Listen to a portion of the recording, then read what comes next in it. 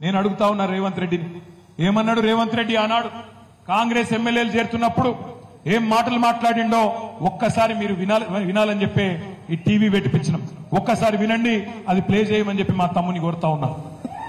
ఈ వేదిక మీద నుంచి చెప్తున్నా, కాంగ్రెస్ పార్టీలో టికెట్లు పొంది గెలిచిన వాళ్ళు పార్టీ ఫిరాయిస్తే మా కార్యకర్తలకు విజ్ఞప్తి చేస్తున్నా, రాళ్లతో కొట్టి చంపండి, గ్రామ బహిష్కరణ చేయండి.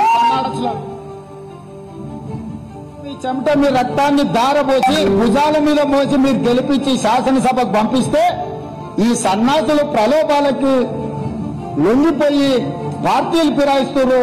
నేను కాంగ్రెస్ పార్టీ కార్యకర్తలకు ఒకటే విజ్ఞప్తి చేస్తున్నా, ఎవడైతే మన పార్టీ హస్తం గుర్తు మీద గెలుస్తాడో రాజీనామా చేయకుండా పార్టీ మారితే రాళ్లతో కొట్టండి, రాళ్లతో కొట్టి చంపండి. గ్రామాలలో అప్పుడప్పుడు చూస్తుంటాం, పిచ్చి కుక్కలు ఊర్లో స్వైర విహారం చేసి ప్రజల్ని తరిస్తే తరిమి రాళ్లతో కొట్టేట్లయితే చంపుతారో, కాంగ్రెస్ పార్టీ బీ ఫామ్ మీద గెలిచి రాజీనామా చేయకుండా పార్టీ ఫిరాయించిన వాళ్ళను రాళ్లలో ఊర్లలోకి వస్తే రాళ్లతో కొట్టండి అని చెప్పి నేను కాంగ్రెస్ పార్టీ కార్యకర్తలకు విజ్ఞప్తి చేస్తున్నా. మరి ఇప్పుడు మనం ఆలోచించాలా? ఇప్పుడు రేవంత్ రెడ్డి చెప్పాలా ఎవరు పిచ్చి కుక్క, మరి ఎవలను రాళ్లతో కొట్టి చంపాలా?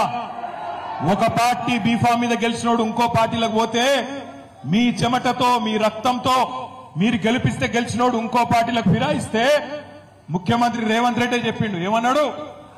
రాళ్లతోని కొట్టి చంపమన్నాడు. నేను అంటలేను, నా మీద కేసు పెట్టగలరు, ఆయన పేపర్ వాళ్ళు ఉల్టాపుల్టా రాసేది.